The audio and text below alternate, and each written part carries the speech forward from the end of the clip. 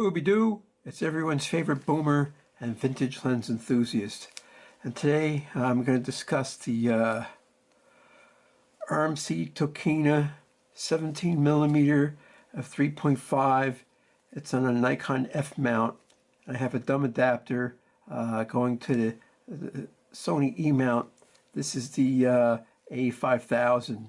And I have my MacGyver steampunk lens hood on it, Lensman lens hood. Here's the steampunk portion. I got a copper bracket, some stainless steel bolts holding it all together. And the problem with the A or Alpha 5000 is that it doesn't have an eye level viewfinder. This has an articulated screen in the back, and it's really hard to do a fine focus on it. And I find this helps immeasurably. But I want to discuss this lens some. It's in excellent condition. It focuses down to, what does it focus down to? Oh, look at less than 0.8 feet. Wow. It's got pretty cool multicolored indicators on it. It stops down to f16. All metal construction except for this rubber focusing grip. It's old school. It was cheap.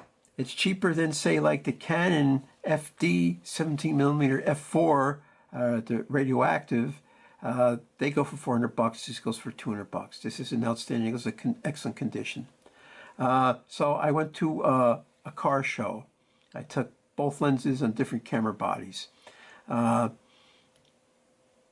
The Canon FD 17mm f4 was on the Nikon Z50, and of course the Tokina was on the SONY. I happened to leave the SONY on 1600 ISO, and I was stopped down to f11. I was using fast shutter speeds like 1/800th of a second. And then when I was pixel peeping, they looked like film. I'll tell you what film it looked like. It looked like I was using ISO 400 color negative film. That's what it looked like. It was amazing. I couldn't believe it. It just had that look to it. Now, is this lens sharp? Not really. And nowhere is it sharp, but nowhere is it blurry, especially at f11. And I had trouble focusing. Like you couldn't really tell where the precise focus was. It was like a guess. And sometimes I was on one side of depth of field, sometimes on the other. And so I just ended up using the hyperfocal distance. I would put the lens like that. I didn't put it at f11, I put it between f8 and f11. And I still got down to 2 feet. So I didn't have to focus throughout the whole thing. Are these scales accurate? I don't know, I guess they are.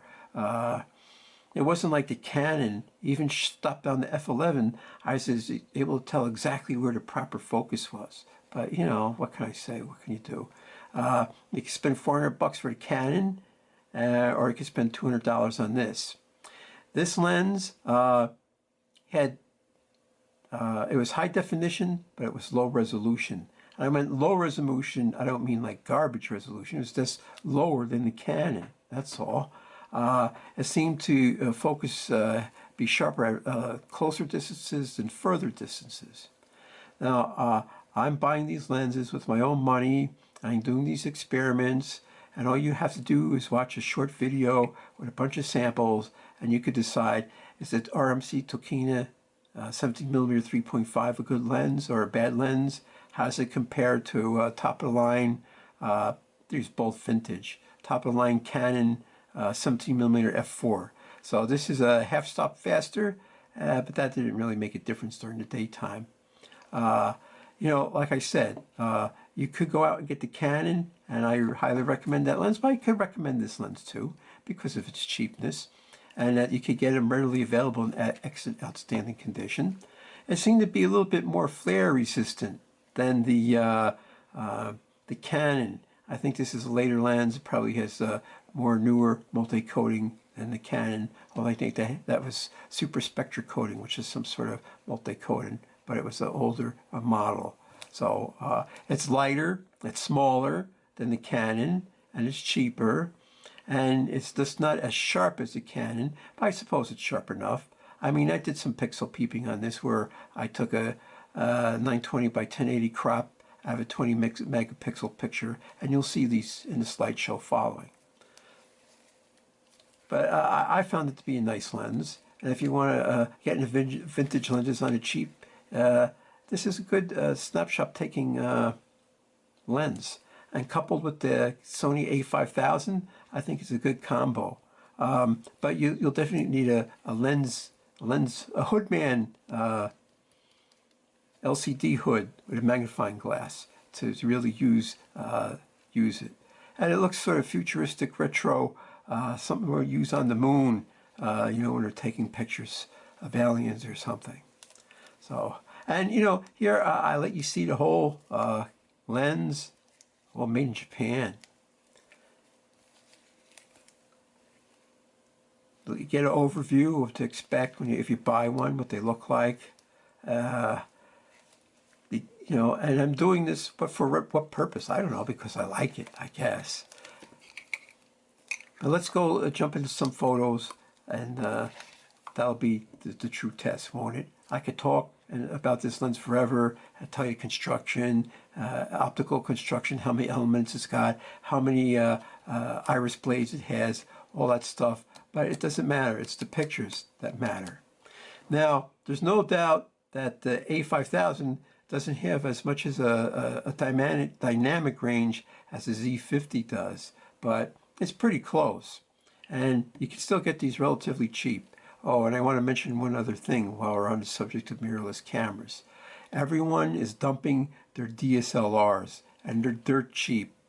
And there's some cameras that I highly recommend, and I'm just going to go off and recommend them before we look at the slideshow. Is any of the Canon DSLRs, like the T1i, the T3i, the SL, they're all really decent, excellent cameras, and they're hybrid cameras because they all have a live mode where you push this button and the mirror pops up, and you can do everything on the screen just like a mirrorless camera.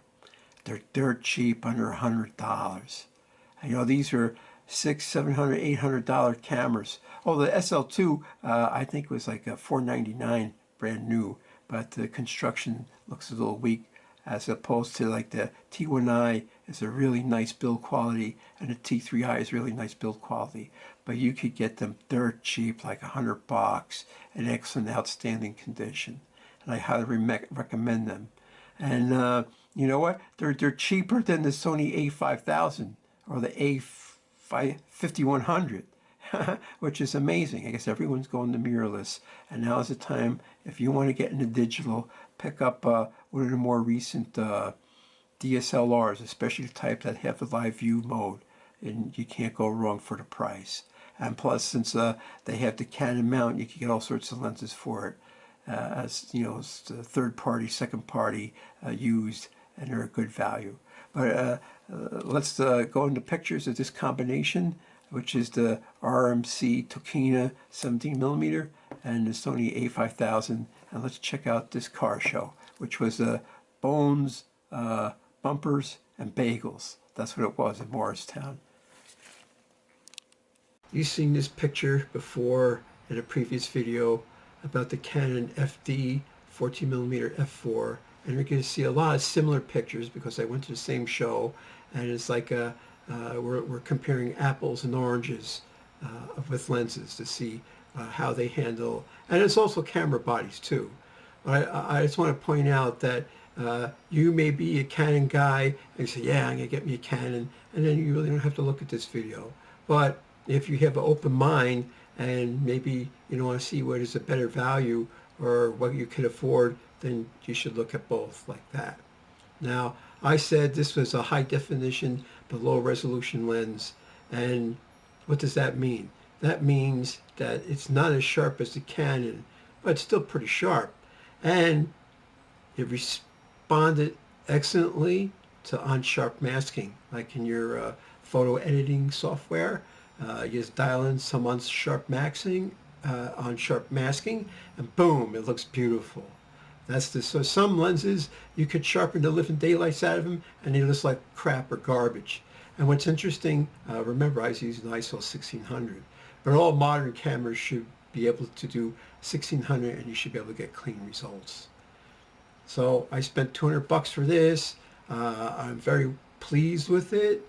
I wish it was a little bit sharper, and it still has a nice clean lines. It seems to have low distortion. It's not distortionless, but it's low distortion.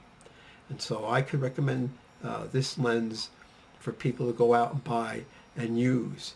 And like any 17 millimeter, it would be good at festivals, car shows, any place where there's crowds of people. It's good for architecture. It's good for interiors, landscapes, all that good stuff.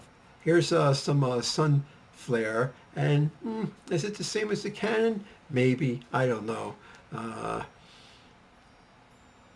This supposedly has newer multi-coating on it. Maybe it has more layers than the Canon did.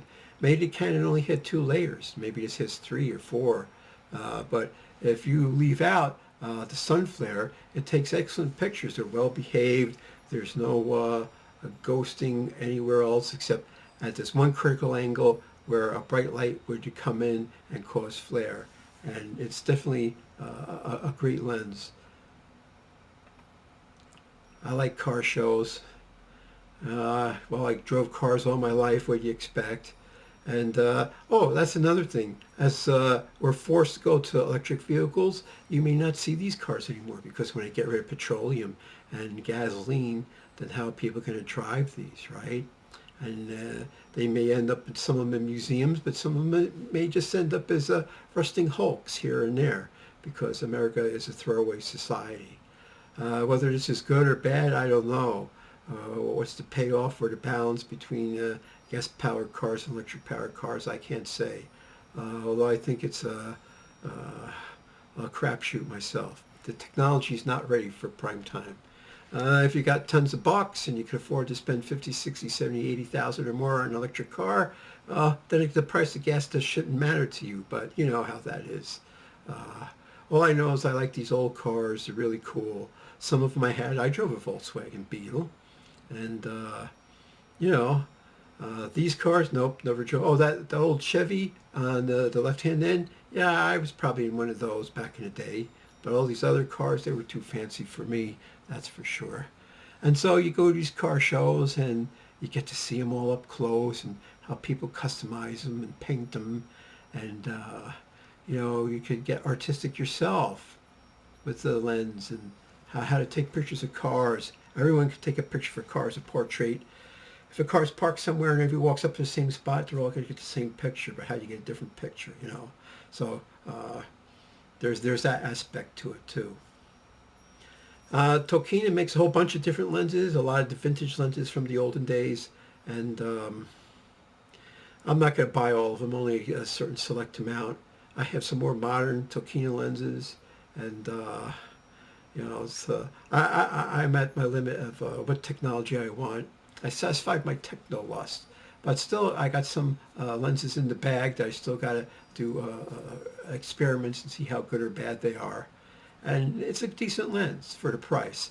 I've seen ones that weren't, as we say, as excellent condition. You can pick up for $100. Ones that are maybe just okay looking, maybe they're a little scruffy and they have scratches on them. You can get cheaper if you don't mind that. But I always try and pick the best examples I could get.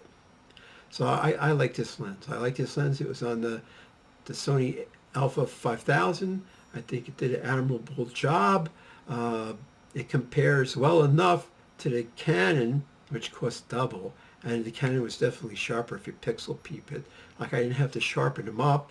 But these, I sharpened them up, and it responded so well to sharpening. You know, that's the thing. It was amazing. And you just decide yourself. You're watching these. Now, I could have stuck both videos together, but I'd probably put a half hour long. I don't think if you sat through a half hour video. So I think by having two 15-minute videos, you tend to look through them with the both of them. And that's probably my format. Everyone has ADD these days, so there's no saying why stretch it out. You look through half a video. You're better off looking at a whole video. Bottom dollar is, I could recommend this. You should go get one. They're hard to come by, but you shop around, you'll find one. So go for it.